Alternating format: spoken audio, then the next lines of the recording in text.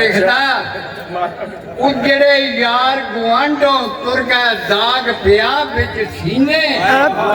ਇਹਨਾਂ ਬਾਝੋਂ ਇੱਕ ਪਲ ਨਹੀਂ ਸੀ ਜਿੰਦੀ ਅੱਜ ਗੁਜ਼ਰਿਆ ਸਾਲ ਮਹੀਨੇ